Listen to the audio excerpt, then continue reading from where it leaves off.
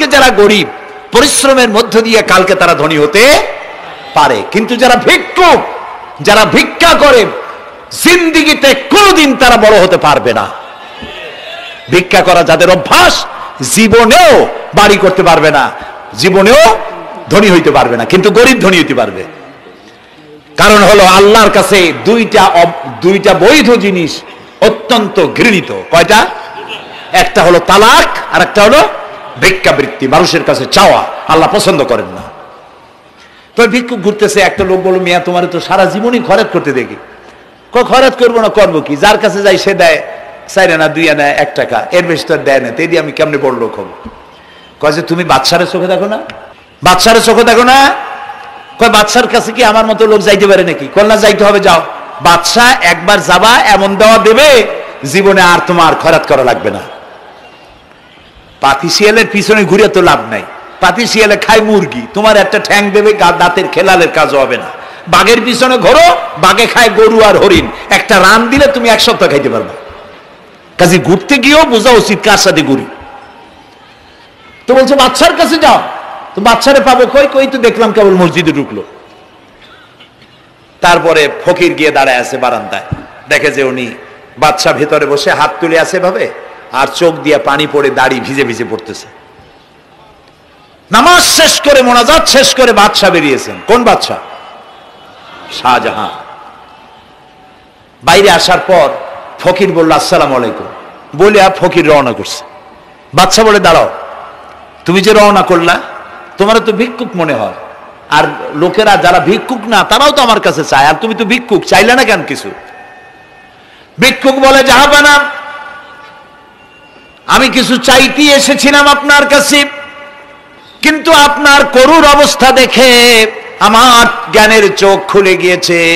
আমি দেখতে পেলাম আমি যার কাছে চাইতে এসেছি, আমি তো কান্দি না, হাতও পাতি নাই।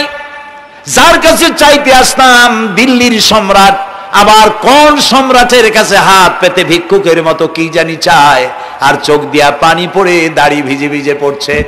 আমার জ্ঞানের চোখ খুলে গেছে, দুনিয়ার বাদশার কাছে আর চাইবো না। বাদশা কান্দে যে বাদশার কাছে, তার কাছেই চাইবো।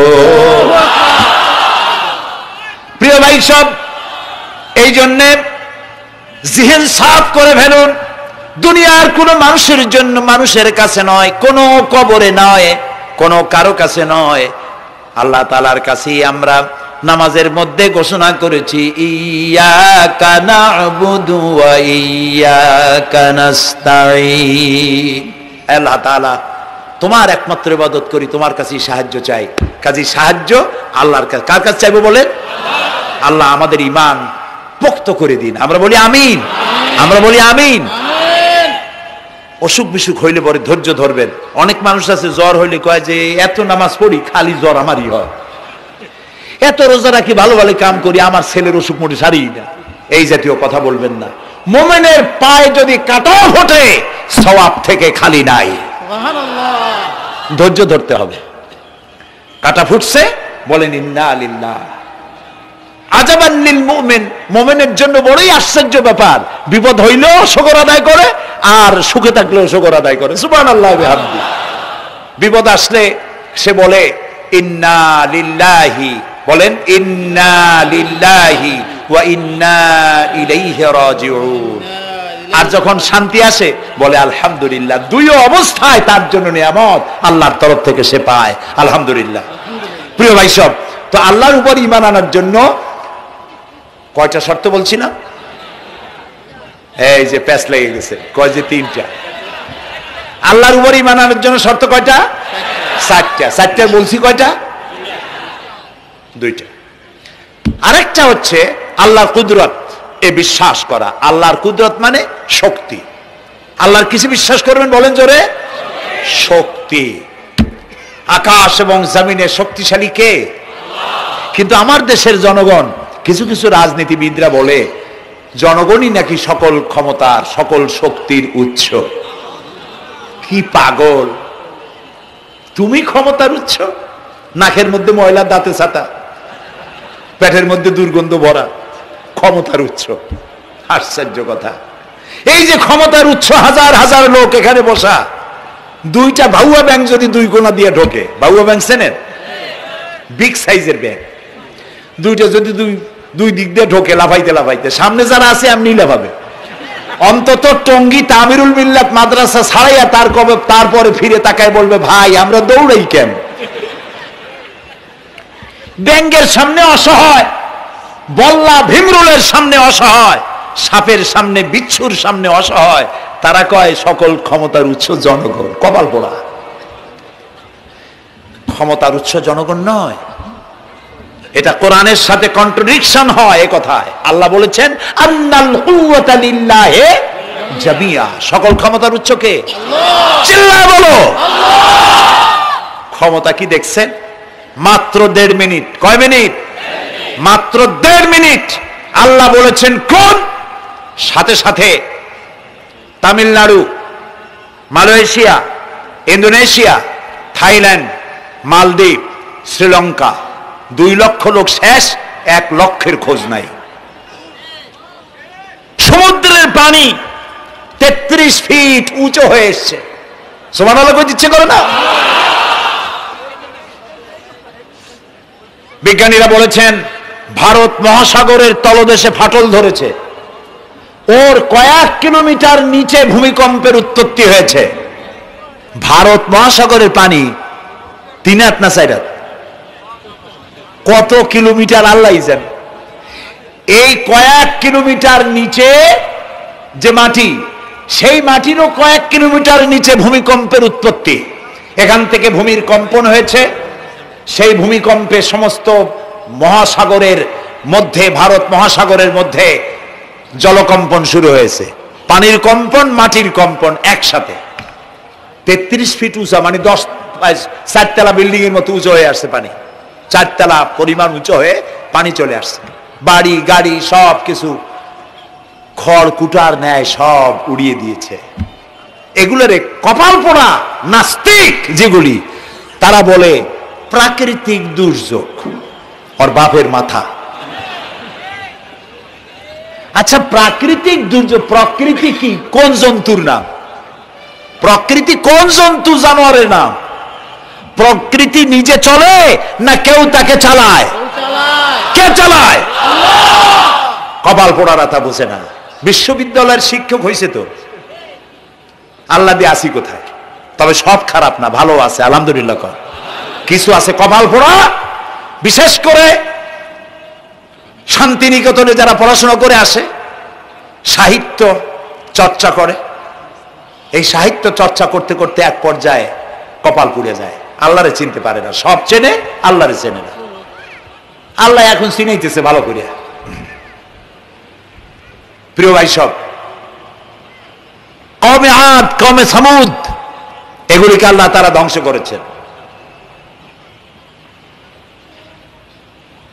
কিয়ামতের আগে এই যে 7টা আকাশ, এই আকাশ সম্পর্কে অবিশ্বাসীরা তারা বলেছে আকাশ বলতে কিছুই নেই, এটা নাকি অনেক দূরে, তাই নীলা নীলে দেখা যায়। কি কপাল পোড়া, চিন্তা করেন, নীলা নীলা দেখা যায়। এই আকাশ মহাশূন্য। এই আকাশগুলিকে, আকাশ কয়টা স্তর? 7টা। এগুলি কাতাইয়ে সিজিল্লিল কুতুব।